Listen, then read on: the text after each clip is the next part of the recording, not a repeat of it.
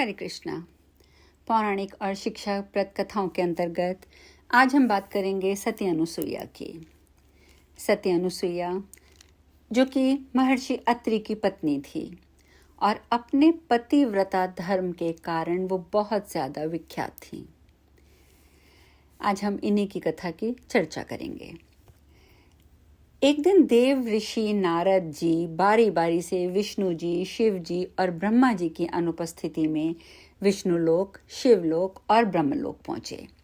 वहां जाकर उन्होंने लक्ष्मी जी से, पार्वती जी से, सावित्री जी से इन सब से मिला और मिलने के बाद उन्होंने अनुसुईया माता के पतिव्रत धर्म की बहुत बढ़ चढ़कर प्रशंसा की और यहाँ तक कहा कि समस्त सृष्टि में उनसे बढ़कर कोई पतिव्रता है ही नहीं। अब नारद जी की जब ये बात सुनी तो तीनों देवियां सोचने लगी कि आखिर अनुसुईया के पतिव्रत धर्म में ऐसी क्या बात है जो उसकी चर्चा स्वर्ग लोक तक आ रही है। और तीनों देवियां इस बारे में सोचने लगी कि आखिर ऐसा क्या करती है देवी अनुसुईया जो वो इतनी ज़्यादा प्रसिद्ध हैं।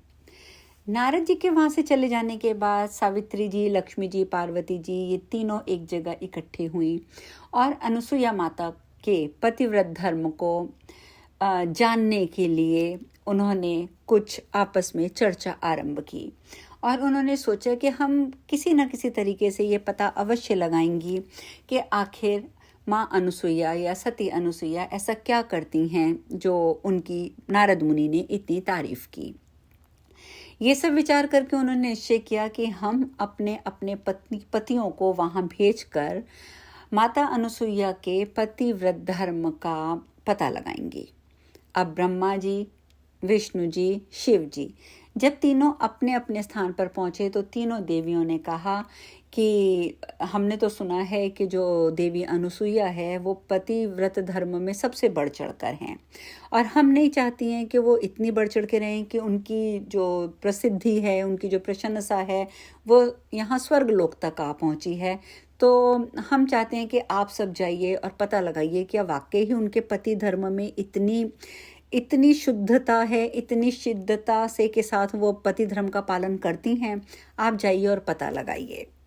अब जो तीनों देव थे उन्होंने देवियों को समझाया कि हम भी जानते हैं कि जो देवी अनुसुईया हैं वो बहुत बड़ी पतिव्रता हैं, तो हम उनकी परीक्षा लेने जाएं तो तुम ऐसा पाप हमसे मत करवाओ, क्योंकि हम तो ये मानते हैं कि ये पाप हैं। परंतु तीनों देवियां जो थी उन्होंने एक नहीं सुनी और पीछे ही पड़ गई। नहीं, आप जाइए और आप पता कीजिए, आप जाइए और आप पता लगाइए क्या वाकई उनके पति धर्म में इतनी ताकत है। अब तीनों देव जो थे उन्होंने साधु का वेश धारण किया और अत्रि ऋषि के आश्रम में पहुंचे और उस समय अनुसुईया माता आश्रम पर अकेली थी। साधु वेश में 3 अतिथियों को द्वार पर देखकर अनुसुईया माता ने भोजन ग्रहण करने का आग्रह किया। तीनों साधुओं ने कहा, हम आपका भोजन अवश्य ग्रहण करेंगे, परंतु एक शर्त पर कि आप हमें निर्वस्त्र होकर भोजन कराएंगी, क्योंकि आप जिन वस्त्रों को पहनकर सारा दिन और कार्य करती हैं, हम उन वस्त्रों के साथ भोजन नहीं करेंगे। यदि आप उस वस्त्रों में उस भोजन को छुएंगी तो हम वो भोजन नहीं करेंगे। अनुसुईया माता ने साधुओं के शाप के भय से और अतिथि सेवा से भी वो वंचित नहीं होना चाहती थी, तो उन्होंने परमात्मा से प्रार्थना करी कि हे परमेश्वर, आप इन तीनों को 6-6 महीने के बिल्कुल छोटे छोटे से बच्चे यानी कि छोटी छोटी आयु के शिशु बना दीजिए, जिससे कि मैं इनकी बात भी पूर्ण कर सकूं और मेरा पतिव्रत धर्म भी खंडित ना हो और साधुओं को आहार प्राप्त होगा तो मुझे अतिथि की सेवा ना करने का जो पाप होता है वो भी नहीं लगेगा। अब देखिए, सभी को ये तो मालूम था कि वो बहुत बड़ी पतिव्रता हैं, लेकिन फिर भी अपनी अपनी देवियों के कहने पर तीनों देव आ तो गए थे और हुआ भी वही कि जैसे ही परमेश्वर से प्रार्थना करी तो देखिए परमेश्वर तो सामने ही बैठे थे। उन्होंने उनकी प्रार्थना को स्वीकार किया और इस प्रकार से वे छोटे छोटे से बच्चे बन गए। अब जब वो छोटे छोटे बच्चे बन गए तब अनुसुईया माता ने तीनों को निर्वस्त्र होकर दूध पिलाया और पालने में लिटा दिया और जब तीनों देव अपने स्थान पर नहीं लौटे, क्योंकि वो तो अब बच्चे बन गए थे, अब तो वो अनुसुईया माता के घर पे थे, जब तीनों अपने अपने स्थान पर नहीं लौटे तो देवियां व्याकुल हो गईं और अब वो घबराने लगी कि ये क्या हुआ, हमने तो सिर्फ एक परीक्षा लेने के लिए भेजा था, हमारे पति देव गए तो गए कहाँ। तब नारद मुनि ने वहाँ पर आकर उन्हें सारी बात बताई और ये भी बताया कि देवी सती ने आप तीनों के पतियों को, यानी कि तीनों देवों को अपने सतीत्व से छोटा छोटा बालक बना दिया है।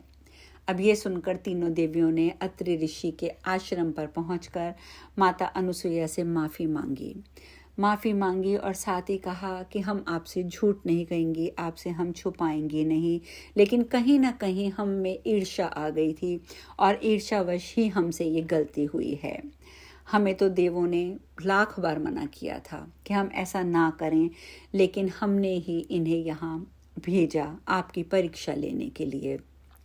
अब हम तीनों आपसे हाथ जोड़कर विनती करती हैं कि आप इन्हें पुनः उसी अवस्था में पहुंचा दीजिए जिसमें वे थे, और अगर आप ऐसा कर देती हैं तो हम आपकी बहुत बहुत आभारी होंगी। इतना सुनकर अत्रि ऋषि की पत्नी ने जो उनकी पत्नी अनुसुईया थी, उन्होंने तीनों बालकों को उनके वास्तविक रूप में ला दिया। अत्रि ऋषि और माता अनुसुईया ने तीनों भगवानों ने की आराधना की और जब उनकी आराधना से तीनों देव प्रसन्न हुए, उन्होंने वर मांगने को कहा। तब अनुसुईया माता ने कहा कि आप तीनों हमारे घर बालक बनकर पुत्र के रूप में आएं, क्योंकि हम निसंतान हैं। तब तीनों भगवानों ने तथास्तु कहा और अपनी अपनी पत्नियों के साथ अपने अपने लोक को प्रस्थान कर लिया। कालांतर में, जैसा कि आप सब जानते ही हैं कि दत्तात्रेय के रूप में भगवान विष्णु का, चंद्रमा के रूप में ब्रह्मा जी का और दुर्वासा जी के रूप में भगवान शिव का जन्म हुआ था। और ये तीनों जो उनके जन्म माने जाते हैं, ये अनुसुईया माता के गर्भ से ही हुए। कहने को तो ये भी कहा जाता है कि दत्तात्रेय जी हैं, उनके अंदर ही तीनों देवों का, यानी कि ब्रह्मा विष्णु महेश का अंश हमें प्राप्त होता है। लेकिन कई कथाओं में हमें ये भी सुनने को मिलता है, पढ़ने को मिलता है कि दत्तात्रेय जी पूर्ण रूप से भगवान विष्णु का स्वरूप थे और जो उनके पुत्र चंद्रमा थे अनुसुईया माता के, वो ब्रह्मा जी का और दुर्वासा जी भगवान शिव का स्वरूप थे। तो इस प्रकार से आपने देखा कि अगर कोई स्त्री पतिव्रता है तो वो चाहती, अगर कुछ भी चाहे तो वो उसे पूर्ण कर सकती है, जैसे कि माता अनुसुईया ने तीनों देवों को बालक बना दिया था। तो यही हमारे सनातन धर्म, हमारे हिंदू धर्म की महानता है कि यहाँ ऐसी बड़ी बड़ी कथाएं, बड़ी बड़ी पतिव्रता स्त्रियों की कथाएं हमें सुनने को मिलती हैं, जिनसे हम शिक्षा ले सकते हैं। कल हम एक नई कथा के साथ मिलेंगे। हरे कृष्णा।